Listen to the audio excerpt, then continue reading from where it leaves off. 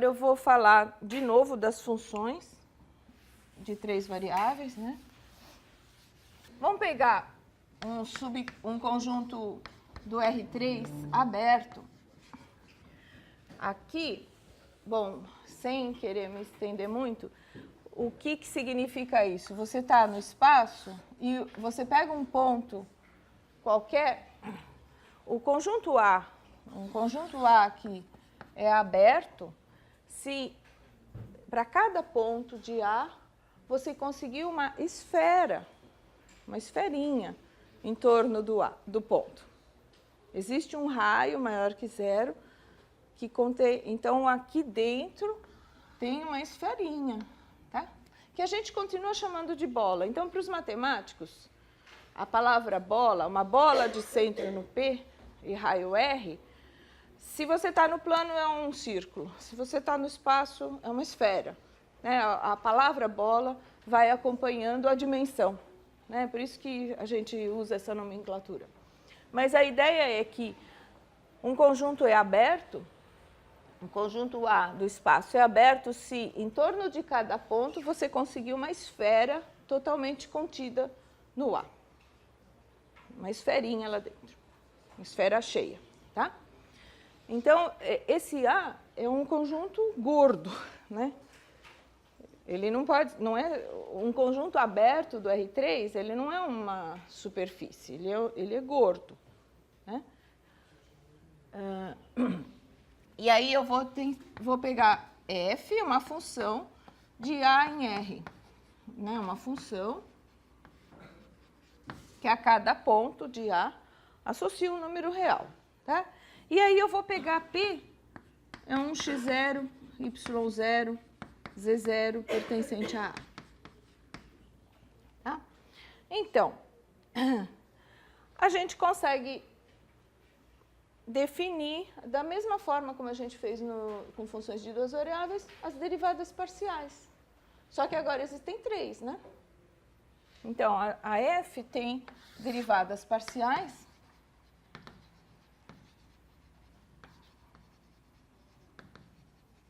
que são del f del x, calculado no P. Como é que seria? A derivada parcial é a taxa de variação quando eu mudo só o x, né? Então, isso vai ser limite de f de x, y0, z0, menos f de x0, y0, z0, sobre x menos x0, quando x tende a x0. A derivada em relação a y é a mesma coisa. Eu mudo só o y, né? Então, del f, del y. Dá mais trabalho escrever do que falar, ó, é a mesma coisa, né? Então, eu vou fazer limite. Aqui eu mudo só o y, eu faço um y tendendo a y0, e aqui vai ficar f de x0, y, z0, menos f de x0, y0, z0, e y menos y0, sobre y menos y0. E a novidade é que a gente pode fazer a derivada em relação a z, calculada em P, que é o limite. Aqui eu faço o f de x0, y0, z, menos f de x0, y0, z0, e divido por z menos z0, e calculo o limite quando z se aproxima de z0. Tá? Então, é o análogo, só que agora com 3 coordenadas, né? E quem que é o gradiente de f? A gente define o gradiente da função f, calculado em P, como sendo o vetor do R3 com essas 3 coordenadas. Tudo bem? Então, vai ficar del f del x, calculado em P, del f del y, calculado em P, del f del z, calculado em P. Tá bom? Esse é o gradiente da função. E aí eu também posso definir, já que eu estou com a mão na massa, né, eu posso definir as derivadas direcionais na direção de um vetor U do R3, um vetor U unitário. Então, eu vou definir a derivada direcional de F na direção de um vetor U em P. Isso aqui a gente toma um U unitário. U é um vetor ABC, é um vetor unitário, ou seja, a norma de U é 1, que quer dizer que a raiz quadrada, já nem vou pôr a raiz quadrada, o A2 ao quadrado mais B quadrado mais C quadrado dá 1. Né? E quem que é essa derivada? A del F, del U, calculada em P, será que vocês acertam? O que a gente faz para calcular a derivada direcional na direção de um vetor? Isso é para as funções diferenciáveis, é o gradiente, o produto escalar do gradiente com o vetor U. Mas qual seria a definição? É uma taxa de variação como essas daqui, só que em vez, aqui eu mudei na direção do x, aqui eu mudei na direção do y, aqui eu mudei na direção do z, e agora quando eu quero calcular a derivada direcional na direção de U, eu mudo na direção do vetor U. Então, eu vou fazer limite, quando t tende a 0. Para escrever de um jeito resumido, eu posso dizer que é f de p mais t vezes u, né? Menos f de p sobre t. Tá? Eu multiplico o vetor u por um valor t, somo com aquele p, então eu desloco um pouquinho naquela direção e faço esse quociente. Se vocês quiserem por extenso, isso aqui é limite, quando t tende a 0, de f de x0 mais at, y0 mais bt, z0 mais ct, menos f de x0, y0, z0, sobre t. Percebe? Aqui eu peguei o ponto e multipliquei por um t vezes o vetor ABC. Tá? Então, você muda você faz f no ponto e f no outro ponto, mas na direção do vetor U. Né? E faz esse limite. E aí vem... Bom, essas são as definições. E... Bom, a gente tem os mesmos teoremas. Tá? Bom... Começa aqui, a gente tem a mesma definição de diferenciabilidade, só que agora adaptada para 3 variáveis. Então, o que é uma função diferenciável num ponto? Tem que existir essas 3 derivadas. E lembra aquele limitão? Ele só vai ter mais uma diferença ali no numerador para compensar. Então, tem a noção de diferenciabilidade, é só uma adaptação. E valem aqueles teoremas. Se as derivadas parciais existem num conjunto aberto, que contém o ponto, e são contínuas naquele ponto, então a função é diferenciável. E, bom, se a função for diferenciável,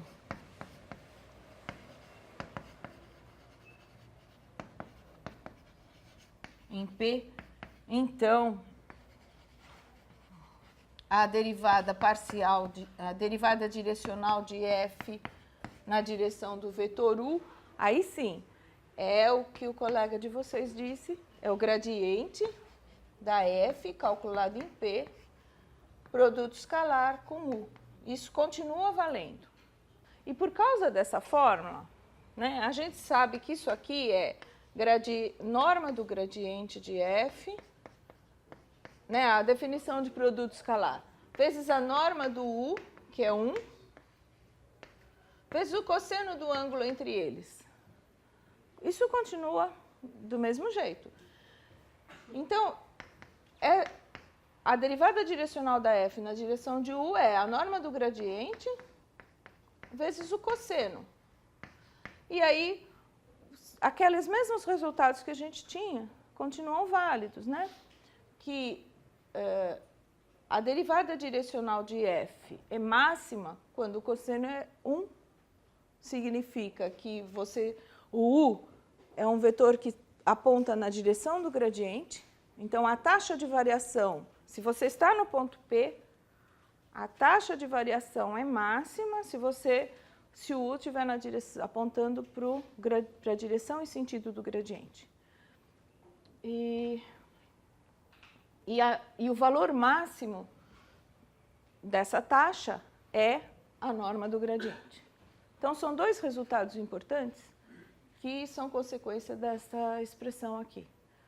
E eles, do mesmo jeito que a gente viu para duas variáveis, continua valendo aqui. Precisa escrever esses dois resultados? Então, é isso.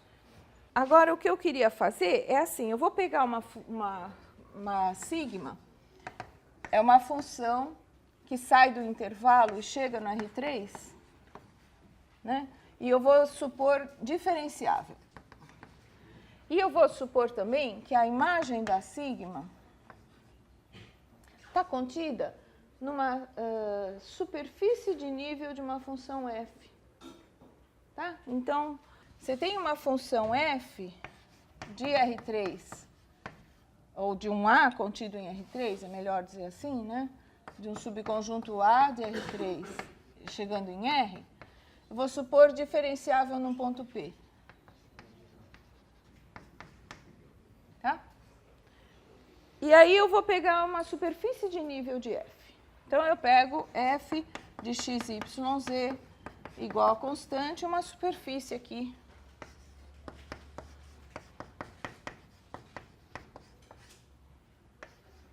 Tá bom?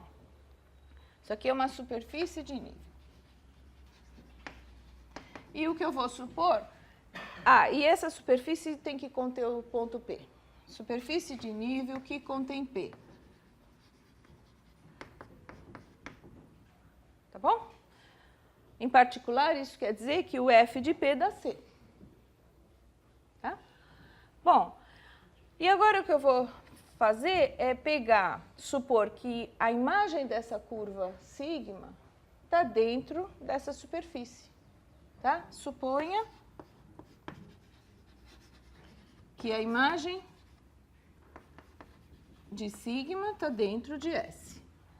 Então, geometricamente, você tem uma superfície de nível S e aqui você tem a curva sigma. E eu vou supor também que essa curva sigma passa por P. Tá? Então, tal que sigma de um certo ponto T0 é P para algum T0. Tá bom? Até aí deu para entender?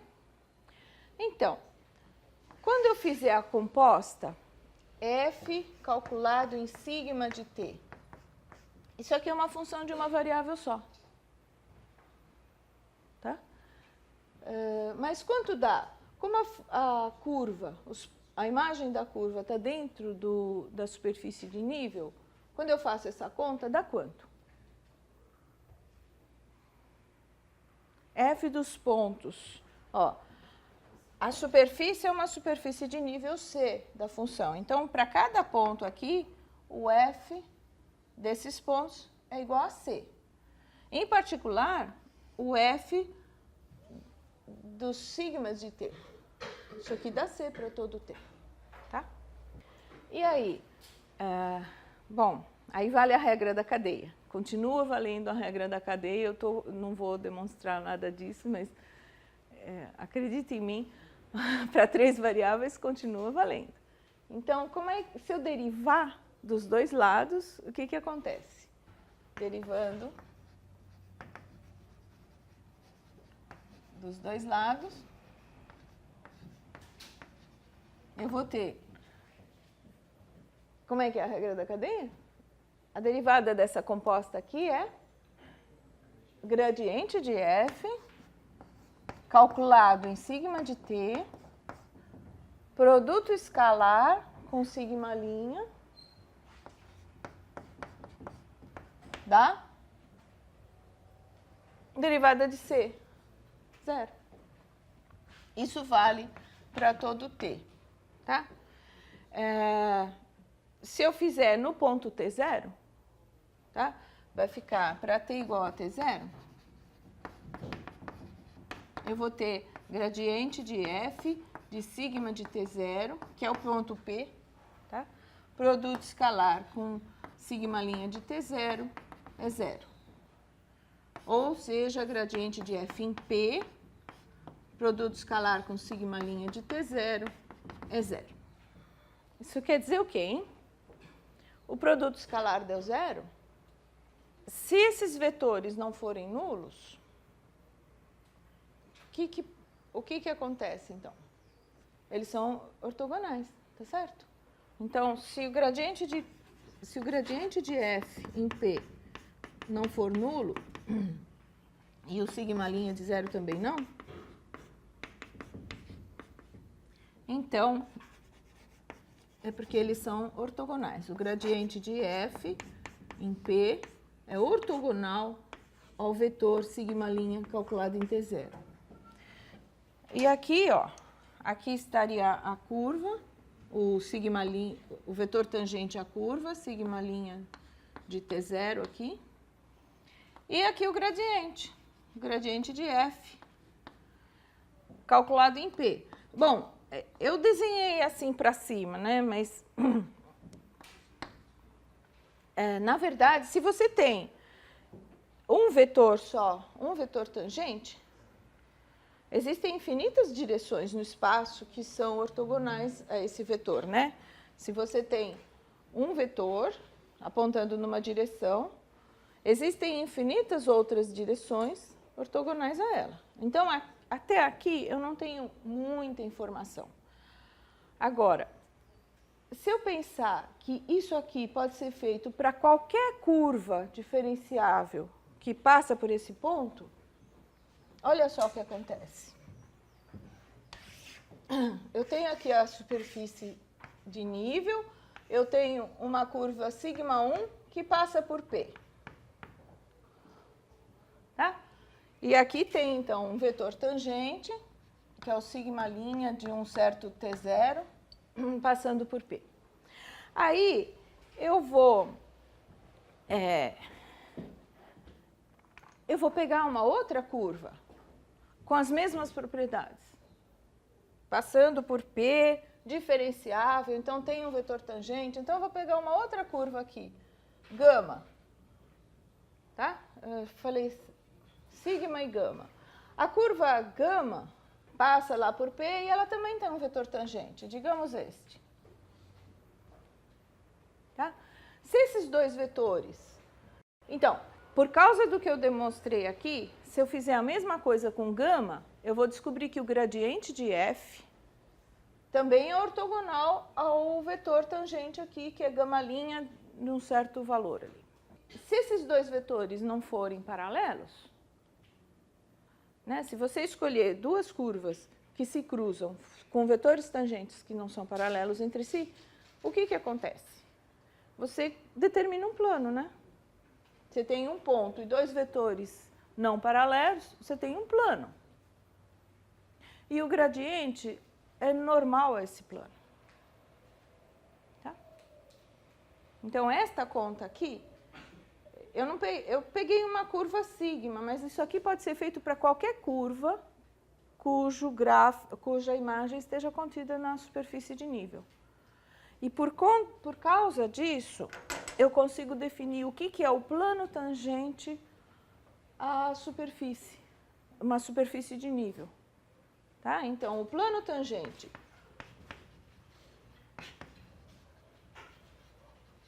à superfície S no ponto P, ele é definido como o plano que contém P, né? e tem o gradiente como normal. Tá? O gradiente de f e tem o vetor do gradiente de f em p como vetor normal. Tá? Mas vocês viram que eu precisei falar das curvas para justificar por que eu estou escolhendo o gradiente como normal. Porque o gradiente, ele é o vetor que é ortogonal a todos os vetores tangentes das curvas que estão ali naquela superfície, passando pelo ponto. Isso que eu fiz aqui vale para todas as curvas. Então, o gradiente é ortogonal a todas elas. Então, por conta disso, o plano determinado por P, que tem o gradiente, vou escrever aqui, o gradiente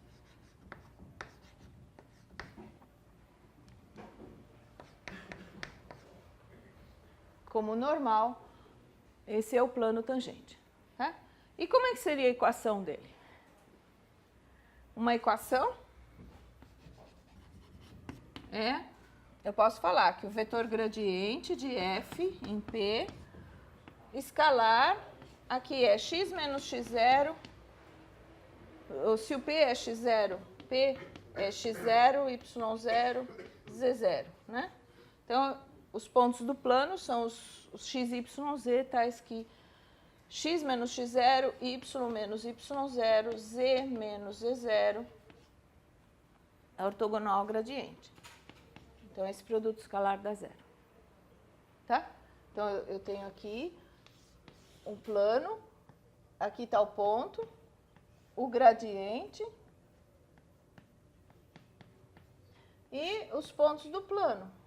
Aqui o x, y, z. Né? Eu quero que este vetor que liga o P ao x, y, z seja ortogonal ao gradiente. Se quiser abrir, aqui a gente sabe quais são as coordenadas, né? Isso aqui dá a equação del f del x de P vezes x menos x0 mais del f del y de P vezes y menos y0 mais del f del z de P vezes z menos z0 igual a zero. Tá bom? Aqui é uma forma vetorial, aqui já fazendo produto escalar.